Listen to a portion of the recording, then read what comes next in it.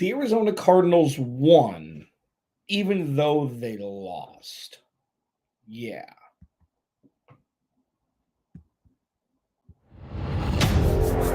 You are Locked On Cardinals, your daily Arizona Cardinals podcast.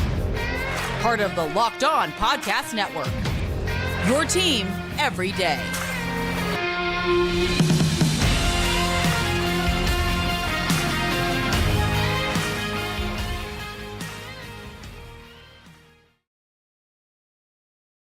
Every day, Alex Clancy here. Follow me on Twitter at Clancy's Corner. Follow the podcast at Locked On AZ Cards. Thank you for making Locked On Cardinals your first listen each and every day, free and available wherever you get your podcast and on YouTube. I mean, so I'm doing it live. All right. I felt like instead of waiting till tomorrow, we could have conversations today when it's fresh, when it's new, when it's a bunch of other adjectives that I wasn't expecting to feel today. This episode of Locked On Cardinals is brought to you by LinkedIn Jobs. LinkedIn Jobs helps you find the qualified candidates you want to talk to faster. Post your job for free at linkedin.com/LockedOnNFL. That's linkedin.com/LockedOnNFL to post your job for free. Terms and conditions apply. So Cardinals lose 20-16. Cardinals win because they didn't win. And because the defense has been a vision. It was a vision through 60 minutes.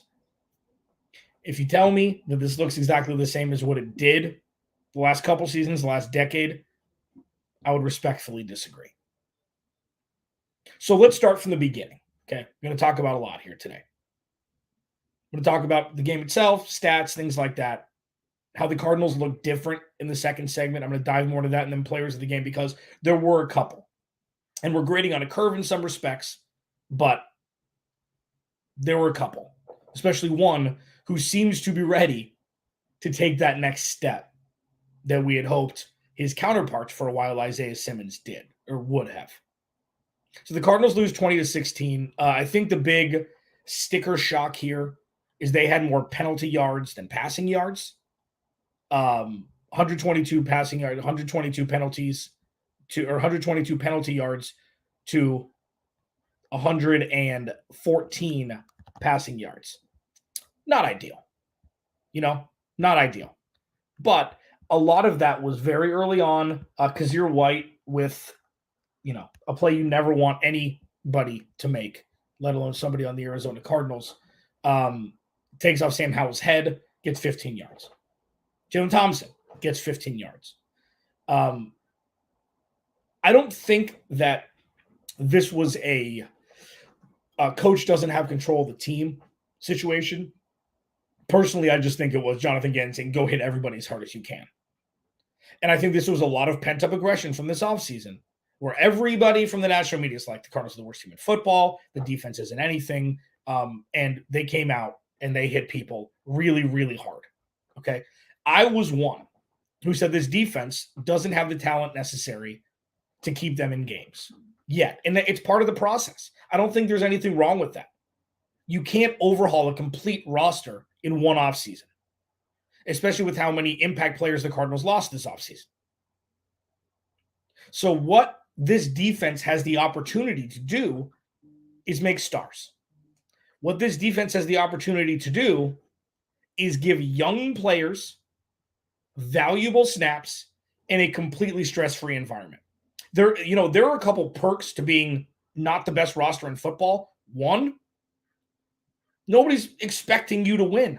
That's not saying people are there to tank. That's not saying what this roster was set up to do was to not win games. You'll never hear that from my mouth. I want the Cardinals to win as many games as possible because that means that they have a lot more on the roster currently than people thought.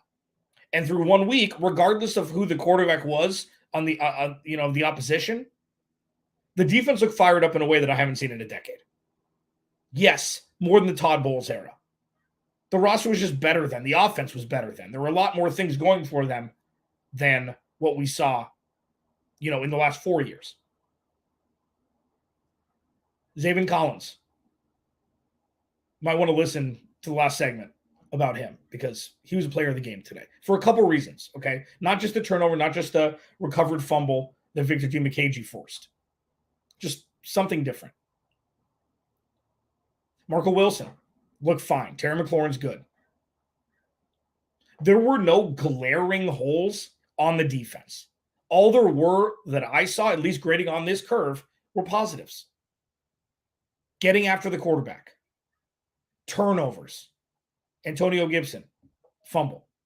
Sam Howell, strip sack by Dennis Gardeck to a Cam Thomas touchdown. The defense anchored this team today. And I think that's, not that far-fetched with who was playing quarterback for the Cardinals. But I went into today clean slate. What is this going to look like? We have no idea. There's no expectations. There's no anything. And what was birthed from today was an organization that's completely different. And it's one game. It's a small sample size. It was against a not so great of an opponent with Sam Howell as quarterback. I understand all of that. I understand, the temperature of the room, who they were playing. This isn't like they were playing the Chiefs in week 1 in Arrowhead. It's not like they were playing Cincinnati or Baltimore, who they'll be playing in the next couple months. But if the Cardinals would have got blown out today, that would have been the red flag. That would have been the, oh no, this is going to be a fantastically long season. But they didn't. They were competitive the entire game. They probably should have won. They should have won. A couple ill-timed throws, a couple ill-timed turnovers, and here we are. But I'm not looking at penalties today. The Cardinals will 100% lead the NFL in penalty yardage after week 1. I mean, I find it hard to believe that any other team will have 122 penalty yards or more. But these aren't, and this may sound like an excuse, and I kind of still see it as a reason, but these aren't penalties due to lack of diligence. These aren't penalties due to lack of coaching, practice, things like that. They were just bonehead penalties because they were trying to take everybody's head off. And while that's never condoned, while you never want, it was just stupid because your White's was dumb, Jalen Thompson's was dumb. Paris Johnson Jr.'s was dumb in the 4th. I think it was the 4th. But what bred from today was the Cardinals hit really hard. They have an attack mode defense. And if this is the starting off point, it could be pretty sweet for the next 18 months or so once they add more talent, once these young players evolve and grow and mature. Could be good. Today wasn't bad. This is one of my favorite things to say. Thanks for hanging out on the live Locked On Cardinals here. One of my favorite things to say is, if it's not a step back, it's a step forward. And today wasn't a step back. So you got to be happy with that. Joshua Dobbs looked terrible. I don't think that's a surprise. I don't know why he's starting. I'll continue that conversation because, listen, I know that what Monty Osborne and Jonathan Gannon have done up until this point has checked all the boxes. They've done everything seemingly right. So who am I to say that Clayton Tune would be the better choice? Just looking at 1 week, he is exactly who we thought he is. Maybe don't start him next week against the Giants. We'll also talk about some other things about how the Cardinals look different from the last handful of years to now as we roll on here on a live. This is the first one. We're back, baby. We're back. Locked On Cardinals. I don't know why I went high pitched there. This episode of Locked On Cardinals is brought to you by LinkedIn. I have a very personal relationship, not like personal relationship, but I have a very personal history with LinkedIn because I used to use it a lot. Looking for radio jobs, looking for other jobs before radio. Looking for, I don't know, but I need to be doing something else jobs. For a long time, I've used LinkedIn. And these days, it's even harder because every new potential hire can feel like a high-stakes wager for your small business. And you want to be 100% certain that you have access to the best qualified candidates available. So that's why you have to check out LinkedIn Jobs. LinkedIn Jobs helps you find people for your team faster and for free. So you make a post, you add your job in the purple hashtag hiring frame to your LinkedIn profile to spread the word that you're hiring. And then you could use simple tools like screening questions to make it easy to focus on candidates with just the right skills and experience so you can quickly prioritize who you'd like to interview and hire. And it's why small businesses rate LinkedIn Jobs #1 in delivering quality hires to leading competitors. LinkedIn Jobs helps you find the qualified candidates you want to talk to faster. Post your job for free at linkedin.com/lockedonnfl. That's linkedin.com/lockedonnfl to post your job for free. Terms and conditions apply. So I wasn't going to do a whole segment on this, but I see the comments are just blowing up here about get Clayton Tune in. Dobbs needs to be benched. I mean, just give it a second for YouTube fans here. Yeah, Dobbs got to go. Not breaking fumbles. I'm not going to put that one on there because that's not very nice. But now we've got some tape. Okay. And Josh Dobbs played fine for a good portion of this game. Had control of the offense. The tempo was there. This was a Drew Petzing offense. And that's great. It's an adult, big boy NFL offense. So all I was thinking about throughout the game when watching Joshua Dobbs not play so great was this offense could really work with Kyler Murray. This offense could really work with Kyler Murray. Kyler Murray's smart. Kyler Murray's got a hell of an arm. And it's something that, like, because throughout the year, that's what you're going to be watching. You're not going to be watching only what's in front of you, but it's got to be, superimposed with Kyler Murray in the #1 uniform doing it on Sundays. So watching, Joshua Dobbs, the numbers were, it's almost not even worth. So he was 21 of 30 for 133, turned the ball over a couple times, made some errant throws, had a couple good balls. Like early in the game, he caught Rondale Moore running down the sideline. Great play call by Drew Petzing. Rondale Moore was wide open for a huge chunk gain, placed it very, very nicely. And then he comes back, I think it was the next series, and just misses 2 very simple NFL quarterback throws. So while, a lot of people will be like, oh, I know Joshua, I know that name. And other people are saying that he should start. So I'm going to yell at everybody and say, well, he should be starting because, everybody else. Stop. Think for yourself. Watch the game. I find it very hard to believe that Joshua Dobbs is the best quarterback on the roster that the Cardinals have right now. If it's a tie, go to the rookie. I've been on the Clayton Tune train for pretty much since I saw him make a couple great throws in the preseason. I was right that Colt McCoy shouldn't be starting. He's no longer with the team. I've got a sneaking suspicion that Clayton Tune gives the Cardinals a better chance to win than Joshua Dobbs does. And head coach Jonathan Gannon said, it's going to be a week-by-week thing. So that means that they're not sold on Joshua Dobbs either. So when I say that they look different, as you can see with the little, graphic there, even with Joshua Dobbs at quarterback, the offense looked comfortable. It looked under control. That's a better way to state it.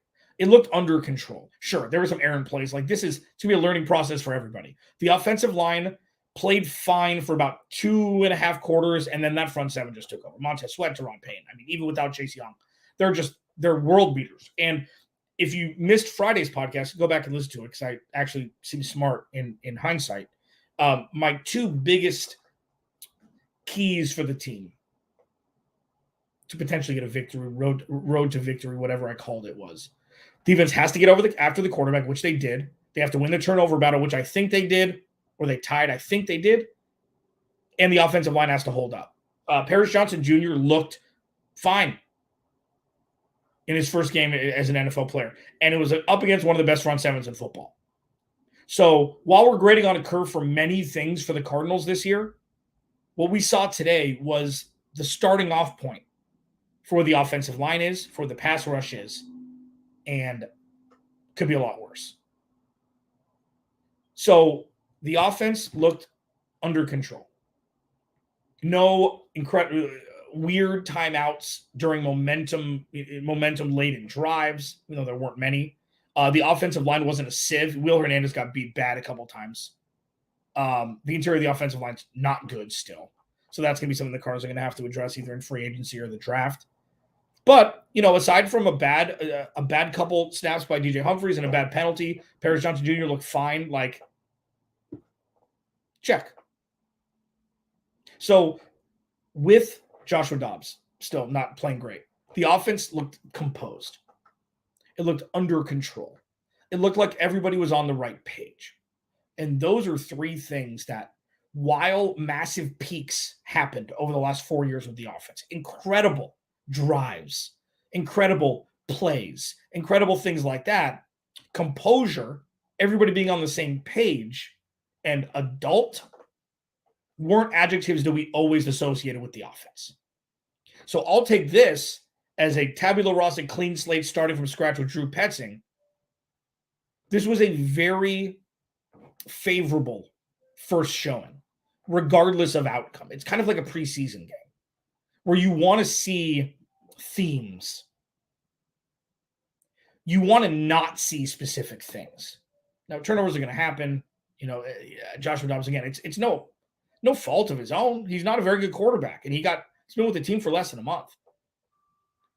But the stencil and structure of the offense was set. First series was brutal. First series and a half, first two series. And then Drew Petzing made adjustments. A couple trick plays, got Hollywood Brown the ball in his hands. The wheel-ish route to Rondale Moore down the sideline that Josh Dobbs threw a perfect ball to for a huge chunk gain. So, again, Cardinals lost, but it's a win. It's a win. Because they looked like an NFL organization with a completely different metric for success. There was no dysfunctionality aside from the bad late hits, obviously, which, because you're white, you'd like to have that one back, I would assume. Jalen Thompson as well. But all in all, like, if you look at from kickoff to now, how many people are upset about how the Cardinals played? I mean, this is about everything that you could have hoped for, or that I could have hoped for.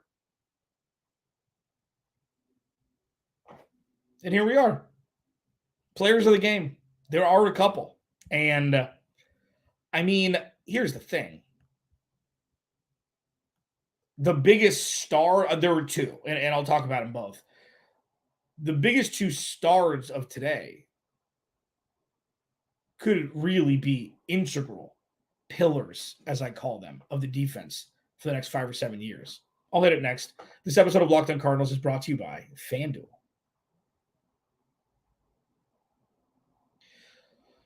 So I got to find it. There it is. So FanDuel, okay? NFL's here, okay? New customers at FanDuel, America's #1 sportsbook. If you're a new customer, go over there. You sign up. If you bet $5, you get $200 in bonus bets guaranteed. Plus, all customers who bet $5 will get $100 off NFL Sunday ticket from YouTube and YouTube TV. Now is the best time to join FanDuel. The app is super easy to use. You can bet on everything from spreads to player props and more. Okay, just go there. They've got something for everybody. You want to bet on the Cardinals win total? Maybe an uptick from today's, even though it was a loss, from today's game? You can do whatever you want. FanDuel's got you covered for everything. So visit FanDuel.com/lockedon. Kick off the NFL season with an offer you won't want to miss. $200 in bonus bets for new customers who just bet $5. Guaranteed. FanDuel.com/lockedon. Kick off the NFL season the right way. FanDuel, official partner of the NFL. Cardinals lose 20-16. All right. Some good, some not so good, but it's felt like a net win for the Cardinals. They get a loss. Houston gets a loss. It's a little too early for that.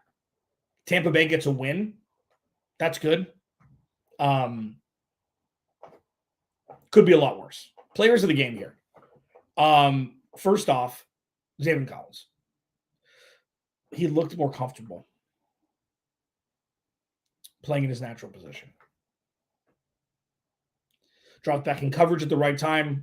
Somewhat of an easy interception by Sam Howell, but he was in the right spot for the pick. And then he picked up a fumble by Antonio Gibson, forced by Victor Dimukeje. Ball hawking, big dude, hits hard. Good for the Cardinals. Every step that isn't a step backwards is a step forwards. Staying in place is a step forwards. And Zayvon Collins has the ability and the opportunity to really take that fringe Pro Bowl leap in year 3. I'm going to say this a lot during this season. The Cardinals need to find their stars. The Cardinals need to find the players who will keep them from having to draft with high draft capital next year. What do I mean by that? The pass rush just is a pass rush that's functional, gets after the quarterback. They had 6 sacks today, I think, if not more. You don't have to draft a pass rusher in the first round or in the second round. If Kazir White does what he did today, you don't necessarily have to draft an off-ball linebacker in the second or third round. Finding stars. Zayvon Collins wasn't a step back. It's a step forward. Was responsible or partly responsible for 2 turnovers today.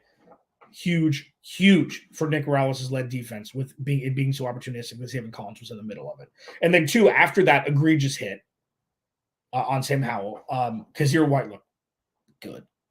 His closing speed is sexy. He hits really hard. Like, having a guy like that in the middle of the field for the Cardinals on the second level is massively beneficial. They got him in a steal price. They got him coming over, knowing the system with Nick Morales and Jonathan Gannon from Philly. Those 2 guys, coupled with Budda Baker and Jalen Thompson over the top. Marco Wilson looked okay, not a step backwards. Could be cooking here. And I know, again, Washington Commanders offense isn't fantastic with Sam Howell. But the Cardinals didn't get blown out by Sam Howell. And that's the win today. And these aren't moral victories. These are player victories. Players, the part of a new cog, wearing the same uniforms. Uniforms look sexy as hell, too. Can we just drop a 1 in the chat if you think that the uniforms look sexy as hell today? I mean, white and red. They win. I love them. So from kickoff to now, they look like a different organization, small sample size. But if this is the beginning, this could be a situation where the Cardinals are on the brink of something special for the first time in a long time. Alex Clancy, Locked On Cardinals. Thanks for hanging out. Follow me on Twitter, Clancy's Corner. I will talk to you on Tuesday.